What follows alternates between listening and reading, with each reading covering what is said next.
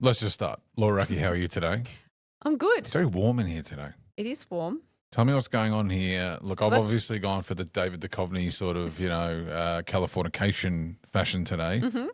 What's Very going? fitting. Explain. Is it fitting? Explain what's going on here from a fashion point of view. Well, I'm actually hot because this is a beautiful wool suit jacket from our friends at Men's Suit Warehouse. Yes, they are big supporters. So I'm Fantastic dressed business. top half, fully dressed by Men's Suit Warehouse. So tell me this tie business. What's going on? Tell me about the fashion. Explain to me or catch me up on what's going on since I'm, probably 5 years behind. What do you mean? I've got to say I've always loved to wear a tie. Did you wear ties years ago? I did, and I actually even wore them when I was at uni a long, long time ago. Yeah. But yes, it's in fashion at the moment for sure for women. And so, we went into Men's Suit Warehouse under the guise of you needing some jackets. Yes. When I knew full well why we were going. You snuck in there to get stuff for yourself. Yeah, I wanted. You wanted more ties. I wanted a new suit jacket. Suit jacket, which you got. Shirts and a beautiful tie, and I got a couple of ties actually. How long will this fashion run last? Do you think? As long as I want. Yeah, I understand what you want, but the market. Do you know what? I actually think this look on women is quite timeless. Mm. It's actually a beautiful look. Yeah, and the oversized jacket, the tie. I enjoy it from an irreverence perspective because I think men get a little bit miffed when we wear suits and ties. It actually. is. Confronting's too strong a word, but it is odd. Like you see, it's sort of like your brain just like how I like to be referred to as the chairman in my board role. Yes, rather than chairperson. I agree with you entirely on that. Like you're a chairman. Back off. I do it because anyway, we can have a conversation about that another day. We're not having an angry day today. Back to what we started with. The fashion, it's there. You got the tie. Men's Suit Warehouse. Fabulous, Suits fabulous sorted, group. simple. We love them. And they have multiple locations, so you should go and check out Men's Suit Warehouse. They're fantastic. They're brilliant. I bought a beautiful jacket. No, there's no cash here. Here, there's no cash. Cash, no. Robbo, no cash. There's no cash coming from Men's Suit Warehouse at all. What I'm saying is I bought a beautiful Savile Row coat, jacket while I was there. Which I'm yet to wear because I'm it's sitting behind glass at the moment. Oh, that nice new feeling. It's just sitting there new. So I'm just going to wait to unfurl the spinnaker. I might wear it next week. But it's good. Are the people ready for it? I think the people are ready. I think the people will be okay. Yeah? They've got the Duchovny today. They're going to get the Savile Row next week. I like it. Okay. We did something very unusual this week. We went to, not that unusual, we did breath work at BreathHaus. The BreathHaus. The BreathHaus. Yes. First things first, side note. What's with all the German house? H-A-U-S. Yeah, we walked past a restaurant with many places, clean house, breath well, house. I think it sounds cool. Yeah. But also probably it's quite easy to trademark and, so it's unique identifier. Yeah, okay. Like if you use the word house. I love it, by the way. Like auto house, like all the German it's cool. Auto guys. So BreathHaus. Are they only the one we went to, or are there more? They've got one in Windsor too, I think. So one in Richmond we went to, in beautiful Richmond. Yeah. It's the first time for me. I've done a lot of breath work, but I've never done it in an actual venue. I did it a bit oddly. I did it in a way that you thought was a bit unusual. Well, let's set the scene first. Okay. I mean, this was wasn't my first structured breathwork session. My first was a 2-hour full-on thing, and as you know, was life-altering. Yes. The things that happened and what I experienced, I am not ready to talk about publicly because it sounds insane. Anyway, life-altering, phenomenal, bizarre, unexpected happenings. But anyway. Before we get to the detail, what we did, if you look at what Wim Hof and others have been doing in the last 5 or 10 years, now we're not going to get down this way, but do you know people were breathing before Wim Hof? But just the way they've centralized it into popular culture. Yes. Breathwork is up there. If you look at what you can do with breathwork, it is extraordinary. Yes. The health impacts. Yes. So anyone who thinks that you're not going to have profound experience with something that's ancient practice, yes, you're off your head. Yes. Breathwork, if you do deeply, properly, consistently, can and will change your life. Yes. So we took a small step. We went to Richmond. We went to BreathHaus in Richmond. So like I said, I'd been before with a friend, and it's just the most beautiful studio upstairs. on Bridge Road, this gorgeous, beautiful room with amazing the lighting is right. It's warm, comfortable mats, cushions, blankets. It's kind of my dream, It's right? perfect. It's perfect venue. Candles, amazing graphics on the walls while you're projections getting into the space. And, the idea is to find a position that you're comfortable in and that you can stay in for maybe the hour so that you can fully focus on the breathing, which is guided, and it was guided by Ella, one of the founders of the BreathHaus. She was fantastic. She's amazing. Yep. And so anyway, I was fully enjoying the experience. Obviously, it was your first time.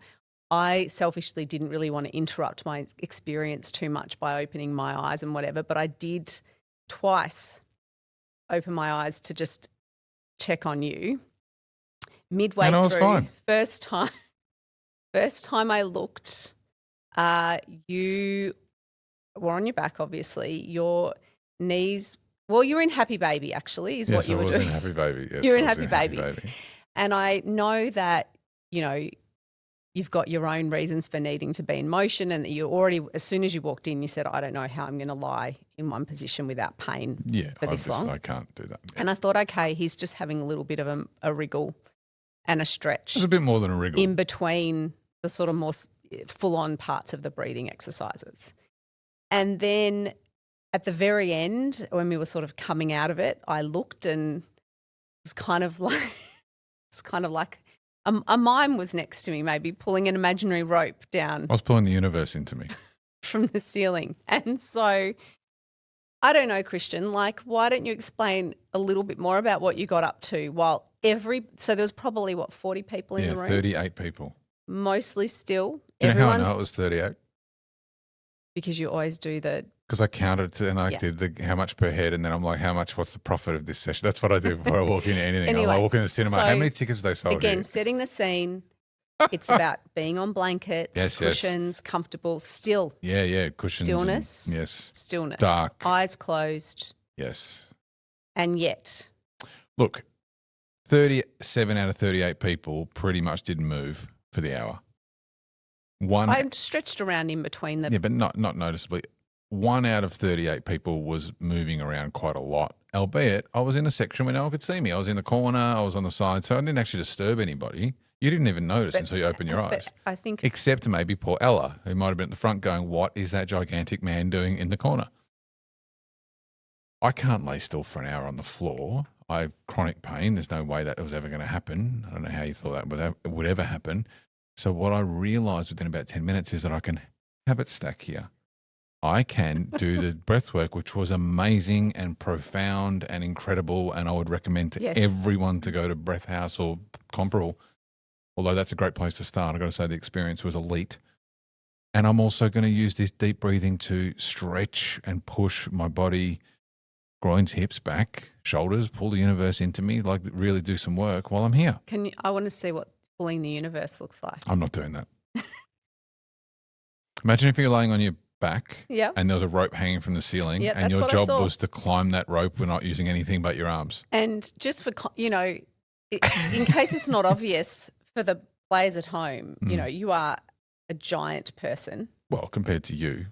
Compared to most people. Yeah, okay. But I'm about and not only are you very long, large person, you are hypermobile.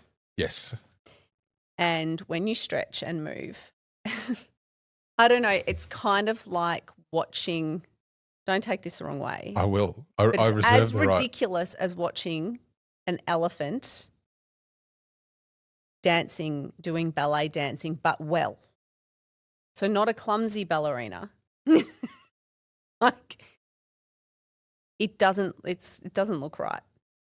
Someone as large as you should not be able to bend and stretch like you can. Look, you probably could have gone like that instead of elephants and ballerinas, but I'm trying the ridiculousness of it. Anyway, I probably laughed till I cried for about 30 minutes when I realised the extent of your movement through that full hour session. No, after we talked about it, and I've never seen you actually laugh so hard. You actually exploded. And I don't know what to do with this, and maybe we'll send this to Ella and say, You should call Ella. are we banned? Oh, no, I'll be banned, obviously, not you. Yeah, I don't You've think done, Ella, she's done nothing wrong. Like, I she shouldn't actually discouraged her from doing this. So. I shouldn't be banned, but I wonder if you're allowed to, if it's okay. I don't know. I took, when she said do it the way that works for you, I took it seriously. I'm like, everyone enjoys laying here and not moving. I mean, do you who? think that you got the benefit of the really structured? I got the double benefit because I could. She was amazing, by the way. I just want to reiterate that. But were you able to go into the breaths and your mind wander and do whatever it was doing? Yes. And then also so the way that this one, we went to one called LSD, and it's sort of play on acronyms there, which I think is sort of the more chill version. There's another one, Release, which I think is a little bit more intense. But the way I describe it is almost like a sprint and then a slow walk and a sprint. Yeah, work then chill, work then chill. And the chill is quite phenomenal, but it's in the stillness. That's what I'm sort of don't know if Well, let me put it to you this way. If I had done it the other way, I could never have settled. Yeah. Because I can't be comfortable just laying there. It's only comfortable if I'm constantly moving. Even sitting in this chair is a problem. What I loved in this session, having now done it a few times, is I really got comfortable in the sort of troughs, in letting go. And from that sort of, there's the sympathetic nervous system and the parasympathetic. What's the one that works without us trying? I always get confused. Every time I try and remember it. One of them is basically fight and one of them is chill. One of them makes you breathe without being conscious about it. And so once you've sort of gone in, like I said, the sprint, the trough is actually being still and in a sense not breathing, but it wasn't, and I was able to do it this time. I could hear you not breathing for long periods of time. How do you hear a person not breathe? Because I wasn't noisily you breathe out breathing. And there was no breathing. I could hear you clearly the whole time. But for the first time ever in my life, it didn't feel like holding my breath. It was a full calmness and stillness of not needing to breathe in those moments. It was so cool. I love it. And really when you walk out, I mean, we talked about even if it takes you a while to get full benefits or get it right or, whatever, just the fact of going into a room, a dark, quiet room for a full hour, no phones, it's odd. Nowhere to be, time for yourself. What a feeling to come out of that. I felt like I'd had a 6-hour nap. An hour is 6 hours to us, so we can press time, to be honest. Like, let's be honest. But I loved it. I loved it. I love it. I'm not great at doing it myself. Yeah, so you need the scaffold. Yeah, my brain just, when I'm in a session, straight away I'm gone. Because you can mentally say, well, I can't do anything. I now have to surrender Whereas to this. if I lay down on the floor in the office, here's 10 things I'd be could be thinking, doing. what emails are pinging? Ding. Even if there's no sound, I know that things are happening and I could be there. So anyway, I loved it. We'll send this over to Ella and we'll see if we're in trouble and if you've been blacklisted. I'm in trouble. Ella, if you're going to ban anyone, ban me. Don't ban Laura. Like we need her going there.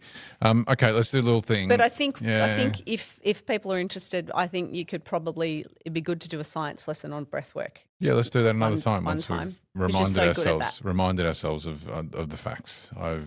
My brain doesn't hold very well, but I can learn something, but then it like slowly leaks out the side.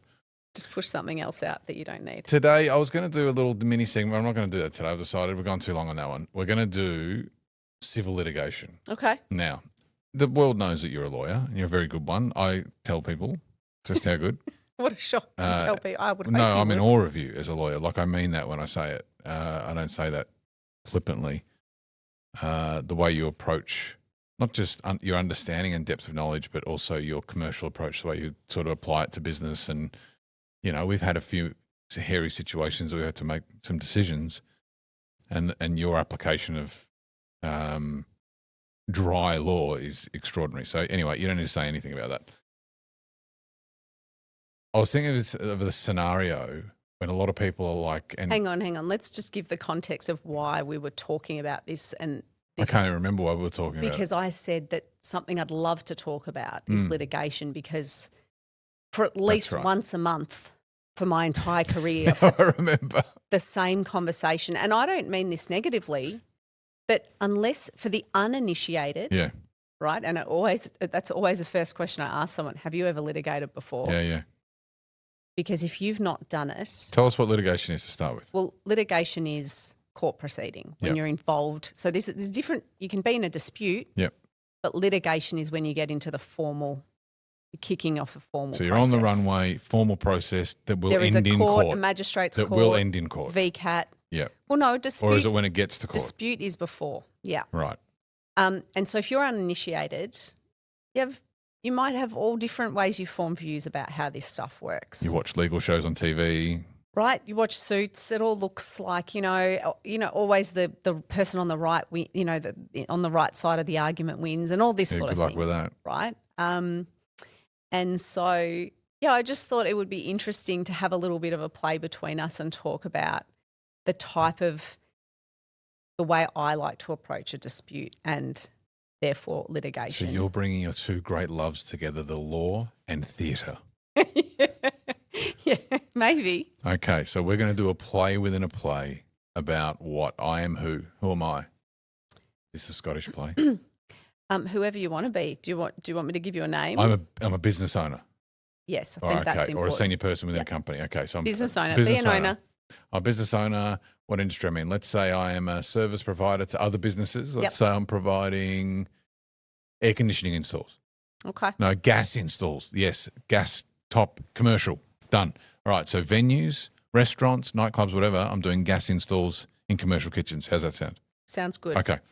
By the way, any trades or hospo people, if we are getting any of this factual stuff wrong, it's not important for this. This is the beauty of doing it as a play because it doesn't have to be accurate, you see, right? We're thespians. No, neither of us have installed a All gas right, top. so I come to kitchen. you, I'm like, "Oh, Racky, I've installed this gas thing. Help me. Gas thing and commercial kitchen gas installation. thing, and it's 30 grand, and I've sent the bill, and they're not paying me, right? And I want to sue them. I want to go to court. I want to get my money. Is that a conversation you might have, something like that? Yeah, it probably wouldn't start off so aggro, I would hope.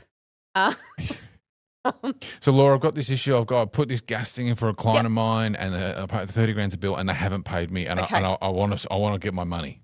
All right, so I'm going to ask you the questions that I would ask. All right. So I know you said, is it 30 grand? Yes, that's the number. 30 grand. Yeah, that's how much I billed them. That's important. Have you got a contract? Yes. Well, yes. Okay. Well, we did. I do work for them fairly regularly, and we had a contract like 2 years ago, and then we've just continued with that. Okay, so is that contract like overarching set of terms and conditions, or was it for that one job? Look, I don't know. I can't really remember. It was 2 years ago, but we kind of know how we work. We've always worked this way. I send a bill, they pay my bill. There's a purchase order. There was a purchase order? Yeah. You got terms on the purchase order? Yeah, the terms are that I send them the bill and they pay it. Okay. All right.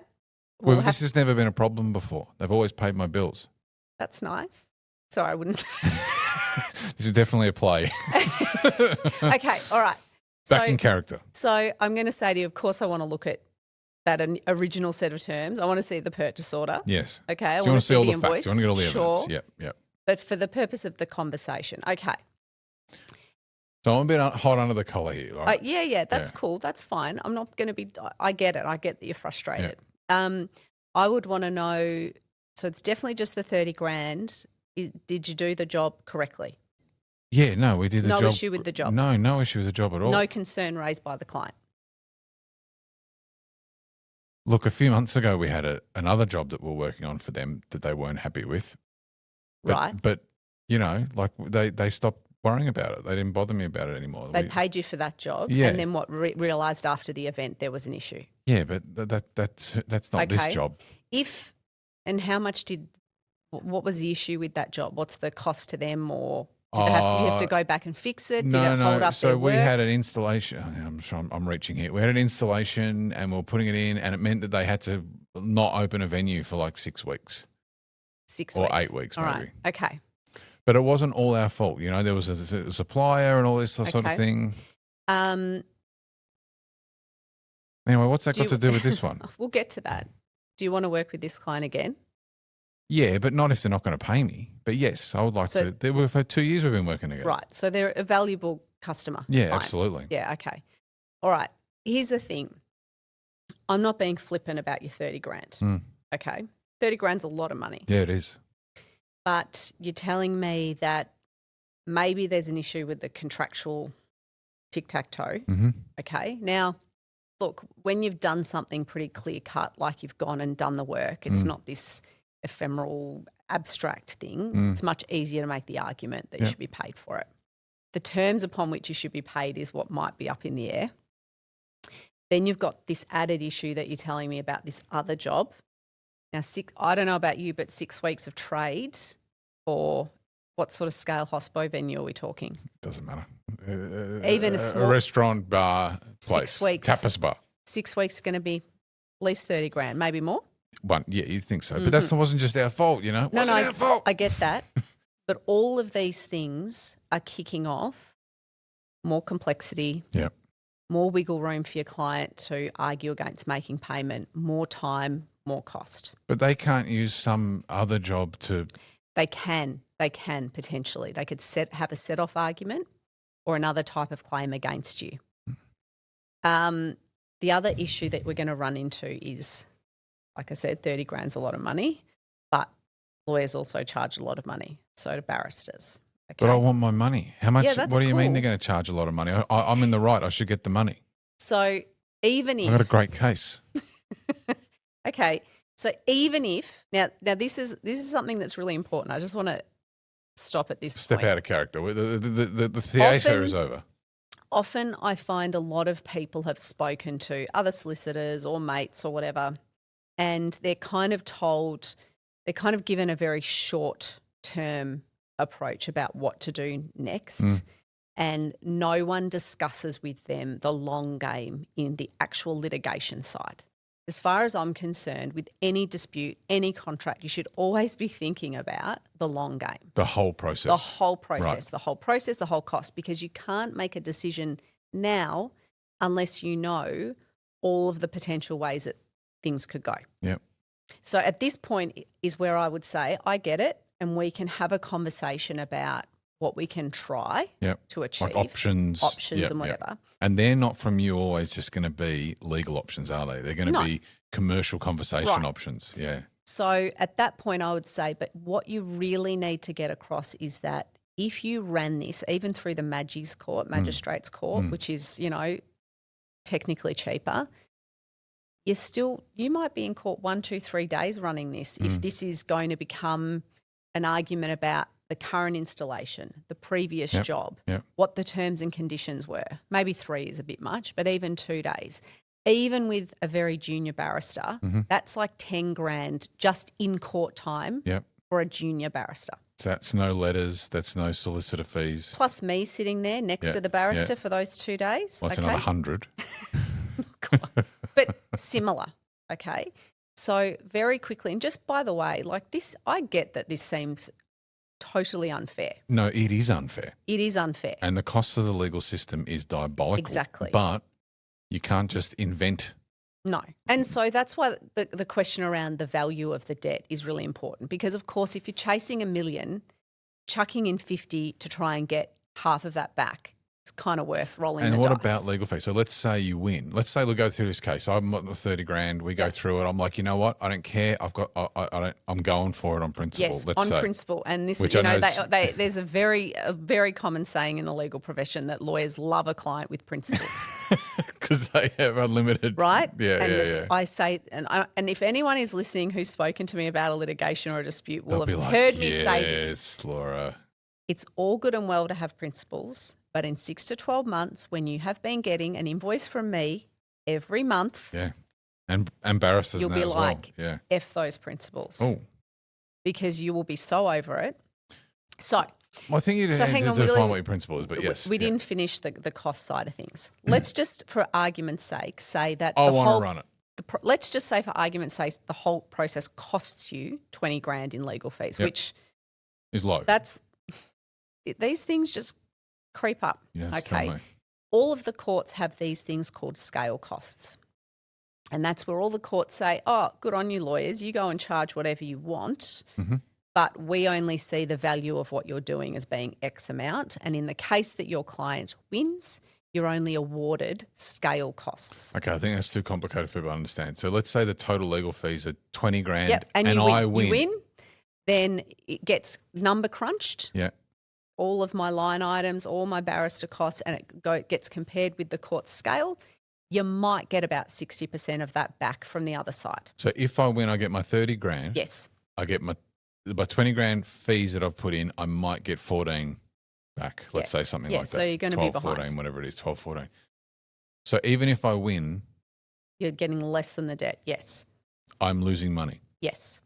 Now, there is a concept called indemnity cost, which is if the other side's been very, very naughty. But that's odd. That wouldn't very happen unusual. often, right? And in those cases, a judge will make the other side pay dollar for dollar of what you've paid. But even then, for horrible behaviour, there's no disincentive for those with all the cash. And even so, if we're going through the process, I go, okay, cool, Christian, you won. Well done.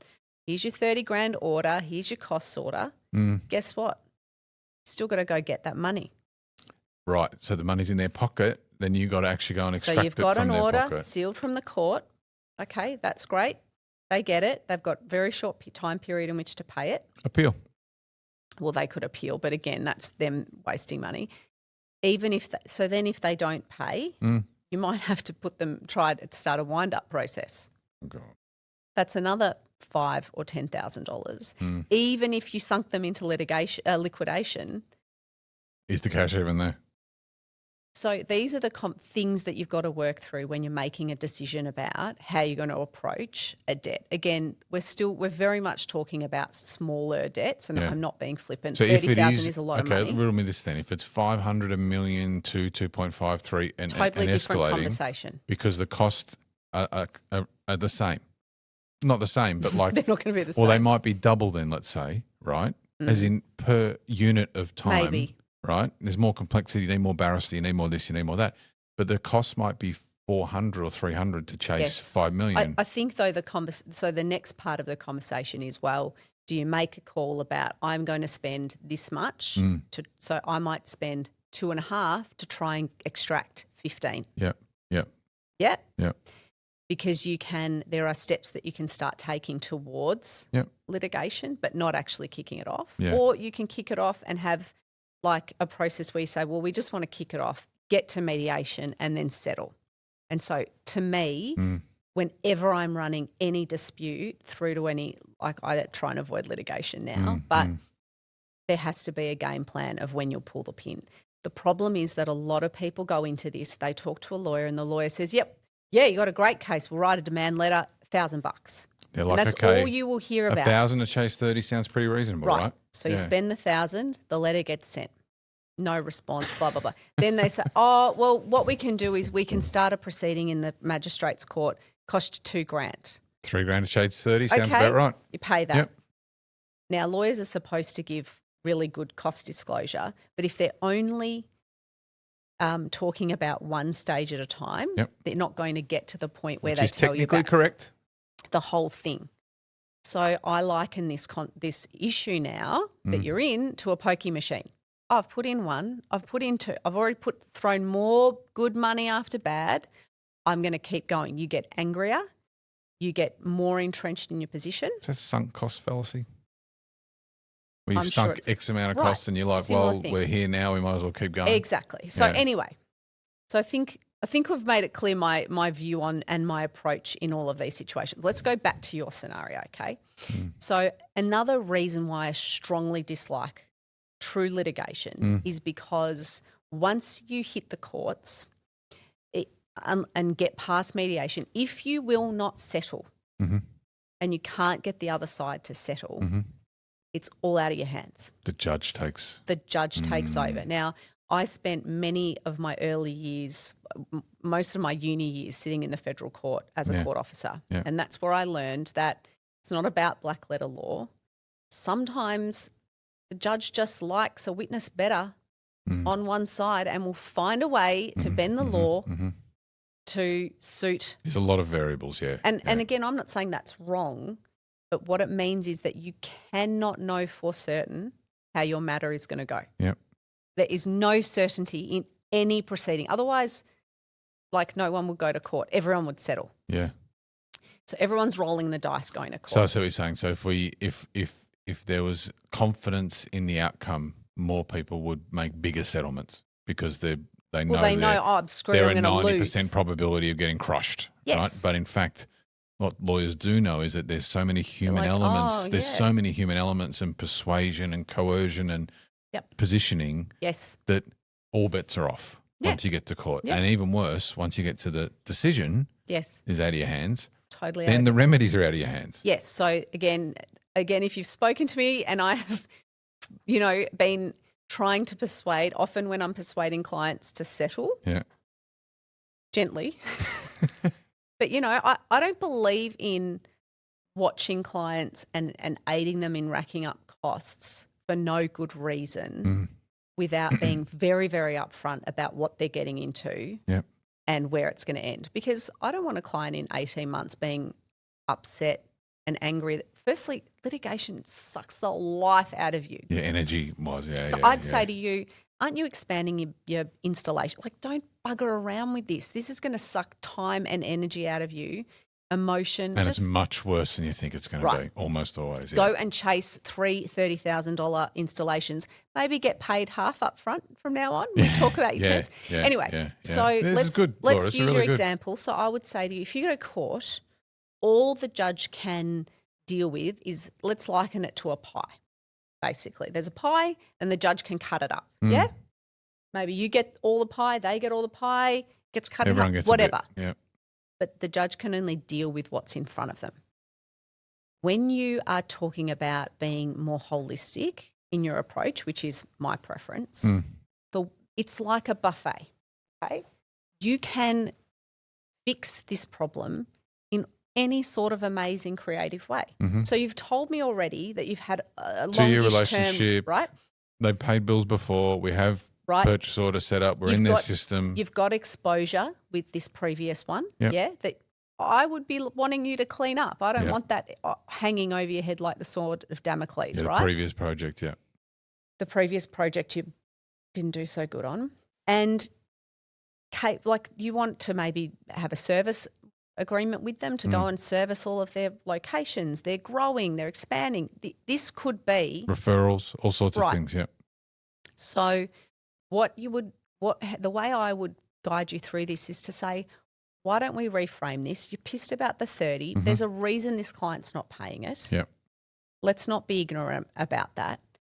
Let's work out how it all looks and have a conversation with that client and propose something where everybody wins. Give them something they can actually work with. Now, look, this isn't always going to be the case. Sometimes someone's burned you and you don't care and you just want to... Yeah, and if the relationship's dead, over, then you're just like, all right, well, then let's just go for broke. But even then, I think your point's really sound about, it's $1,000 a letter and it's $3,000 to do this and it's $5,000 to do that.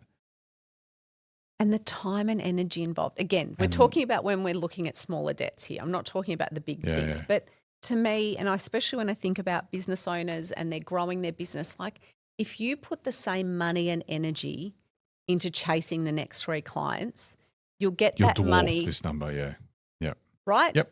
And again, this has happened in lots of disputes I've seen where, like, it's sort of founders, shareholders bluing and one wants out, and the one that wants out always thinks that the company's worth more than the one that has to pay them out, and that, often it's scorched earth, right? They can actually implode a business behaving that way. Yes.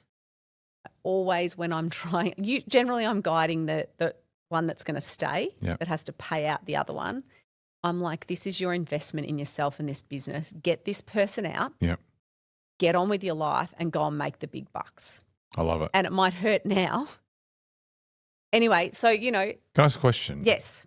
In those scenarios where you've given that advice, where people resolve the situation and move on into more positive things. Yeah. If you report back with them 6, 12, 18, 24 months later, what's their demeanour? Well, it has happened many times. No, I'm saying, what's their demeanour in that scenario 2 years later? I've had more than a few in the moment, begrudgingly Like angrily giving it up. Yeah. And then? And I say, I know this stings now. I promise you that this will be like a bad dream. It's a risky promise though, Racky. And there have been a number who say, you're so right. Later. You were so right. Look what I've gone and done. And that money that they may have spent getting rid of that person or dealing with the debt or the issue or putting – so, for example, your bloke, you'd want him to sign a release for the job you screwed up. Yeah? Yeah? Because that's gone now. That's not an exposure. Yeah. So, yes. But it doesn't always happen. This stuff's personal. It's emotional. And it's hard to, when there's a justice issue involved in someone's mind, it's very hard to get them off the scent. The thing that I know that I have to persuade my clients is that it's very emotional now, but in 6, 12, 18 months, when the money is going in and you're tired and there's no outcome and blah, blah, blah, blah, blah, the emotions will change and they will not be better emotions. No.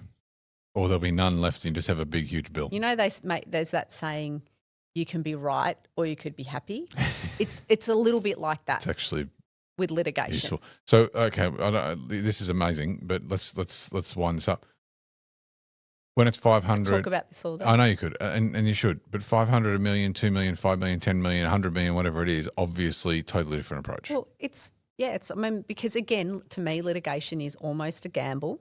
Yeah. So then it becomes a high risk, cost in, cost out. And also, if you've done work or whatever, or you're owed millions of dollars, you probably have resources to fund something. Right.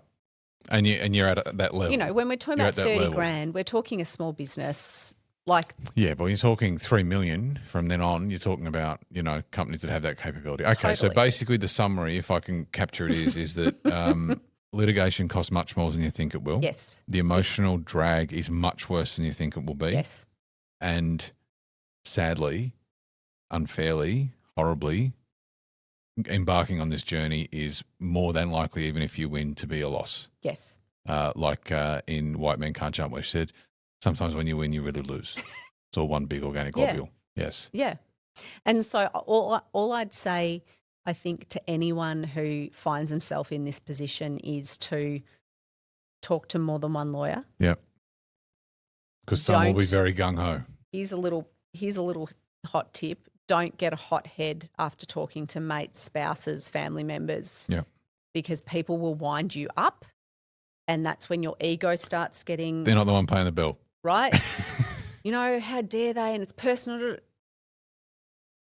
You're not going to give a shit about that in 18 months. God, it must be hard to deliver that message all the time, Laura, to be basically like, you're a person of high ethics, high morals, high justice, and you must see these scenarios where people are taking the piss. Christian, I think that when we've talked about this, when you're in a place where I'm really grateful to be in now, where I don't need every piece of potential work that crosses my desk, it's a very easy conversation to have because – one, the client just might not proceed, even though they'll still be happy with me and use me for the good stuff. Yeah.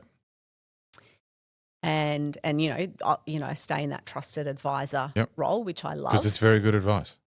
Or the person gets their nose out of joint because it's not what they wanted to hear. They want to be all muscly and that's not fair. And they go and spend money somewhere else and get pissed off at some other lawyer in 6 months' time. Like, I'm cool with that. So it's actually a very easy conversation for me. Good for you. Good for you. Well done on litigation. That was excellent. Thank you. That was a bit of the theatre coming out of you from your earlier life that you could have partaken. I think you could have been a very good thespian. There's still time. There's plenty of time. You look very young. You look pretty much as young as you did when you started, so you might as well continue. I have a little note here. What was I going to say? Let's talk about salary negotiation because it's that time of year that is coming up. And by the way, that time of year is every time of year. Where people are going into salary negotiations, middle of the year, everyone's sort of like, thinking, I'm going in, I need some more money. Is this because often the pay rise cycle is around mid-year? Yeah, May, June, a lot of companies are doing, April, May, people are starting to think about that. And a lot of people go into salary negotiations entirely unprepared and should not be surprised that they get very little or don't get anywhere near what they want. I think I've worked really hard. I would like to make more money, please. Right. And how does that sort of conversation play out?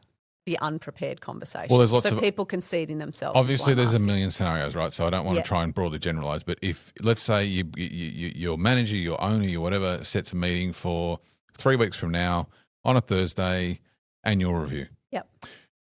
This is how a lot of them will go. Okay, so how do you think you're going? I think I'm going okay. I think I work really hard. I come in early. I leave late. I work really hard. And okay, well, great. I think you're doing great too. Anything else you want to talk about? No, everything's good. Okay. Look, we're going to, it's been a difficult year. We're doing 2% salary increases this year, so we can give you your 2% salary increase.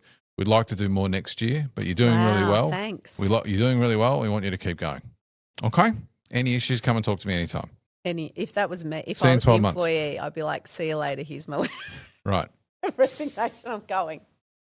So now that's pretty obviously at the outer edge of ludicrousness, but that is not uncommon. Yeah. The next level up is someone who's a manager will say, how do you think you've gone? So I think I've done well. This is my position description. I've done this, I've done that. And they go, yeah, and I think I can make some leaps. They go, yeah, well, we really need you to step up. So what do you mean? Yeah, we just need you to step up. What does that mean? Yep. Doesn't mean anything, yeah. right? Yeah, we just need you to step up in the business, like show a bit more leadership. What does that mean, right?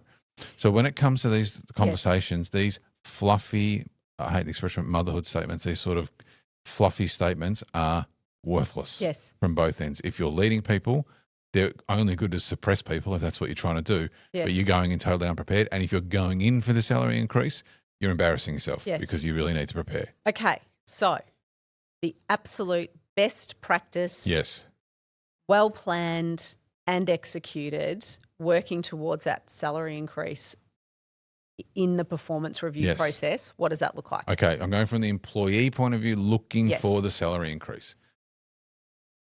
Your attempt to get a salary increase, if you're aiming to do it this year and you haven't prepared, you got a problem. Because you need to do 6 months minimum preparation to get a proper Sounds like something an jump. employer would say. It's a really good suppression tactic. No, you could start now. If you've got 6 weeks, 4 weeks, you start making a list. You get your position description down. If you've got one, we'll move that to one side.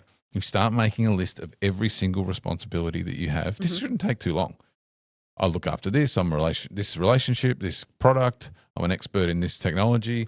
I use this software. I mentor these people. I manage these suppliers. Whatever it is that you're doing, you make a list of every single responsibility that's either in your PD or not in your PD. You make a long list. So then this is the value I bring to the business. If you have the commercial capability, you start to put next to them what you think actually, not the number, but what you think is a profit or revenue driving activity. So I manage these 3 customer relationships. They call me, they contact me. If they've got an issue, I deal with it. That keeps them happy. That keeps them spending money with us. Having that list ready is really valuable. So then when you sit in front of your, whoever it might be, manager or owner, you can say, I made a list of everything that I do at this organization. Now, some of them, they're going to be like, that means nothing to me. I don't care if you do that or don't do it. But there's things on there that are going to be valuable, right? You might not even know that they're valuable, but they are. You might be the one person who knows how to use a CRM or the database, who's the expert, the go-to, the champion. So list it all down. Then if you've got a PD, a good one, make a list of everything you've done against your expectations for the year. If they've been set correctly, most likely they haven't, but if they have, and then write down 3 or 4 KPIs that don't exist that you've achieved as well. So 3 KPIs might become 7 based on 4 other things you've done because you achieved the first 3 in the first 3 months. If you don't have a good PD or any PD at all, which most companies have crap PDs, then you create one. And you start to say, this is what I've done for the year, this X, Y, Z. If you've got a crappy PD, in your next review, you need to get a better one. Okay. How long have we been going? Have we still got time left? 5-10 minutes, I reckon. So if you're lacking confidence, you should be asking those around you if there's any perception. Just ask them, a couple of people you trust. Tell me, how do you think, I'm perceived in this business? Think I'm perceived as trustworthy, as competent? You might be surprised. People are like, oh my God, people go to you for, blah, blah, blah. So you might underestimate your value or you might overestimate your value, right? So when you get to the conversation, you're prepared. Then you're going to be nervous, probably. No one likes these conversations. But if you say, okay, manager person, I made a list of, how do you think you've gone? They've said, and you say, well, this is what I've got. I've made a list of everything that I've done this year. These are the things that are in my KPIs. These are the things that weren't. These are the things that I added. This is what I've achieved. These are relationships I work out. Here, just have a look at this. I'm really interested in making progress within the organisation. I want to stay here for the next 10 years, and I'd like you to back me to continue to grow in these areas with a $10,000, $15,000, whatever $1,000 pay increase. Do you think it's worthwhile? Like, that's a lot of information for potentially a manager or an owner who's doing 20 of those in that week. Yep. Is it worthwhile putting that to them in writing? Depends in on the advance? relationship, yes. Sometimes I know when people put things in writing, it can be seen as more of a like aggressive kind of. Depends on the relationship. Yeah, because to me, I would like to see that in writing before a meeting so that I mean, no one's going to make a decision about a pay rise in a room. No, but the only thing is if you send it to them in advance, the only risk is that they can be chipping away at it before they get there. In some way, there's a shock and awe tactic. But you want to sort of like, yeah. Because you don't even need them to make a decision in the moment in the conversation. You probably won't get them, yes, here's a $10,000 or $15,000 pay increase, right? Yeah. What you're doing in the review, particularly if they're not bringing any of the energy and drive, you're creating the energy and drive, and you're creating a compelling argument. Yeah. Now, you put yourself forward, you stumble, you fumble, you're nervous, you're like, because this is not, you're not doing this every day. But you be forthright and you say, listen, I'm not here to put pressure. I want to be here for the next 10 years. I like this company. I like working with everybody, but I'm doing a lot of things here that I would like to be remunerated for. You might ask for 10. And they might say, we can't give you 10. There's 3 possible scenarios that are acceptable. Option 1, you put forward what you want, promotion, salary increase, and they give it to you, everything you want, happy days. Obviously, that's a tick. 2, they give you half of what you want, 5, 6 months to a promotion, a pathway, right? Happy days, so long as they execute. 3rd, least best but acceptable is no, we can't do that for you today, but here are the clear steps that we're going to agree upon to get you where you want to get to. Yep. Okay, any of those 3 outcomes are excellent outcomes provided they follow through. Yeah.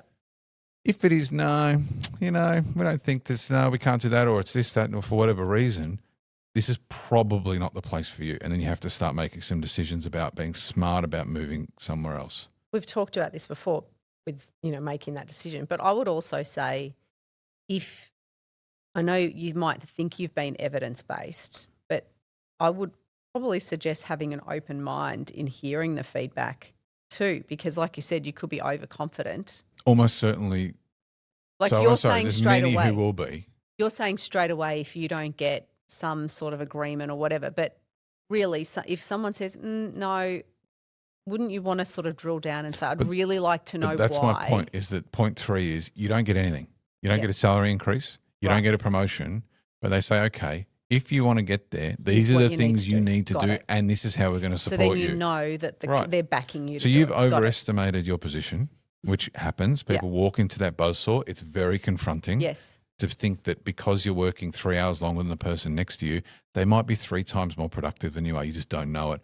Right, so that's why it's worth understanding the perception of you within the business before you go in with the big move. Yep. Now, not everyone's out there looking for big pay increases, but in the case that you are, this is the best way to do it. It's really interesting that you're talking about it. It shouldn't be this once a year, last minute thing. You should be preparing now for next year. Like every day. Yep. You're just always looking at what am I here for? How am I demonstrating my value and how am I improving? What am I learning? What am I contributing to? Having said that, if this was how we all lived, all of us would be in perfect shape. All of us would be in perfect health, right? Right? This is not how we broadly live. I've seen advice online that I think is really clever too, which is having like a little folder whenever you have a win and saving things. How many people are doing that, you reckon? 0.01%. Here's the facts. Yeah. It'll be 6 weeks before your review that you start thinking about it. You'll be like, oh, another year of 3%, right? No, this year you're going to blitz a list of what you've done, of what you can remember. Now, if you're more prepared for next year, you put yourself in the hunt for real advancement. The people who are getting real advancement, aside from just the super talented or the nepos, are those who are preparing a year ahead. They're like And you might think, oh, they're social climbers or this. No, they're prepared. Yeah. They're like, okay, I'm going to make this move because it gets me here. Or I'm going to go and do this course because it opens up this door for me. Mm-hmm. And if you think you're just going to turn up and an employer is just going to give you a river of money because you're a good person, you're on another planet. It doesn't have to be confrontational. It's not. In fact, it's worse if it's confrontational. Yeah. So it's about preparing, Yeah. putting forward a compelling, reasonable case saying, listen, I want to be here. I'm willing to commit long term, but I need you to commit to me. Yeah. This is what I'm doing. This is where I want to develop. Please back me with the only ways I can, with money and growth opportunities. Yeah. Right. My final point on salary negotiation. Listen, if you want to make a play to threaten leaving, you can only do that once. Mm. And a bit like your going to court is going to torch any relationship with a client, with a potential client, or going into that sort of heavy. Yeah. If you go in that style, I've got another job, unless you are ready to walk out that day, do not make that threat. It's so hard to walk back. I think it's a made up stat, but people quote it all the time about, people who take a counter offer at their current employer that they leave within 6 or 9 or 12 months. I think recruiters use that as a tactic. I've never actually seen that sourced, but right. When they don't want them to take the counter That's offer. right. They're like, 6 months. 90% of people who take counter offer leave within 12 months. You know? And it's like, maybe it's true. I don't know, but I've never seen it sourced. So let's say who's recording that data? So no, I think it's made up too. 37% of all statistics are made up on the spot. 28% of people know this, right? So that's good. Do not threaten. Threatening gets you nowhere. If you have a legitimate another offer and you're going to your employer, that's fine. Listen, I've got this other offer. It's a bit different. It's more money. It's this, it's closer to home, whatever it is. That's fine. Have the adult conversation. Don't be going into a salary review. Well, that's it. I'm going if you don't give me. Because guess what? You might get the deal today, but that's the end of your deals. There's no more deals for you. You can't be pulling that stunt I just and taste the thinking long goodwill term. out of the relationship. Yeah, no one's boosting you for later on. You're seen as a mercenary. So handle that correctly. So prepare as best you can from as far out as you can. Mm-hmm. If you have a good position description, marry up your performance against your KPIs. If you don't have a good position description, start writing one and request one in this and write your own. Ask a couple of people that you trust about your perception within the business. Am I overestimating my hand here? Yeah. Go into the meeting with forthright, goodwill. You want to work there. Tell them that. Ask clearly for what you want. Don't squib it. Prepare and make your argument. And finally, or the 3 scenarios, you get everything you want, you get half of what you want, or you get none of what you want but with a plan. And finally, don't go for the break glass, threaten to leave, because you only do that once. Mm-hmm. And truthfully, it's sometimes hard to walk back. It's very good advice. That's salary negotiation. I'm going to have that conversation with my boss. Oh, I'm exhausted after saying that. With your boss? Yeah. Yeah, well, she's pretty tough, mate. She gives me everything I want. She does. So is there any other topics? Is there any sort of Real Housewives or Kardashians or White Lotus? We finished White Lotus last night. It was very good. It was very good, but I think that... But no spoilers. No spoilers. I think the reality of White Lotus, for the people who enjoyed it, is actually everything but the last episode. Yes, we enjoy the thinking of the tension and the thinking of what's going to happen and the guessing. The possibility. And then once it's all laid out for us, we're like, whatever. We just want to go back to having the cogs turning in our mind. You know, it is funny that let's leave White Lotus aside for a bit. The narrative of taking a long thread of storyline, but with all these different characters because it's across different locations, but there's threads that carry between. Gives you a lot of flexibility as a writer to who you can move in and move out and how you can move them in and move them out. It's kind of like a bit of a strange. Now it's like left a gap though. What are we going to watch? Denise Richards, Wild Things. Man, she's smart. I love her so much. I've always enjoyed watching her, but she's so smart. She's like an awesome combination of totally insane, and incredibly smart. And I just love that. I wish I could be more like her, where she just literally does nothing phases her. a bloody iguana whatever it was, gets dropped on her doorstep, she goes and buys it cowboy hats, cleans her wardrobe out and gives it its own room. Like, she's just like, yeah, cool, this is what we're doing. We're having an iguana now. I like that. I respect that. I aspire to roll with the ridiculous. It's a trade-off. Yeah, I get that. But then you can live in a chaotic life. But and sometimes maybe you invite it, actually. But, so you start to magnetise the chaos. Yeah, but anyway, But she seems quite comfortable in the chaos. Yeah, she actually seems to, like you say, invite the chaos. It's I respect like, that. yeah, this is happening now. Oh, we have to move out of our house. Cool, whatever. But what I like the most, obviously, you know, I'd say you put me through to initially, but now I'm semi-expert in Real Housewives sort of business. But it's interesting watching how the stars rise and fall out of there. That some of them are so, now obviously she had fame, like proper fame before she went on, which makes a big difference. She's not fighting for her brand when she's in there, right? If anything, the downside risk to her brand is more than the upside risk. But the way she's now managed it into this show is so smart because she's got, like what's her name we're talking about, the restaurant woman. Lisa Vanderpump. They get their own show, they like a fair bit of control of their brand, and they can move the dials rather than having these, let's say, savages on Real Housewives tearing them to pieces. Fake arguments, whatever. Anyway, I'll just watch that tonight. You can watch whatever you want. Yeah, okay. White Lotus is over. All right, well, I think that's it for now. That was fun. I love this men's suit warehouse combination that you got going on. I love that you're always at the pointy end of fashion. Well, I had a comment on last week's attire that someone... Oh, was it positive? A gentleman said that he zoned out after 30 seconds because can't take anyone seriously who looks dishevelled or something. Is that a gentleman like the overarching definition, gentleman's club? Anyway, he doesn't know anything about fashion and he's just angry that he can't wear whatever he wants and look awesome. Imagine being so angry that you go onto someone's YouTube and then make comments, a person you're never going to meet, never going to know about their clothes. Who's much cooler than them too. No, but even, yes, well, that's true, obviously, but why would you do that? I don't understand that. These people need a hobby. I really don't understand that and I feel sad for them, for anybody when I see those comments. I love making positive comments. I have negative comments when I'm scrolling in my head where I'm like, oh, shut up, not interested. But imagine like being like, shut up, not interested, you look bad. You're terrible, you're this, you're that. Strange. Like, it's a really strange way to be. It is. I do feel sorry for people who are living in that. I'm sure that there'll be a few PhDs on that over the coming years. And no one will read them, which is hilarious. Okay. That's the end for today. I don't know what episode 6. Yeah. Call Me Jack Studios, Men's Suit Warehouse. Did I forget anyone? BreathHaus. BreathHaus, yeah. Is there anyone else?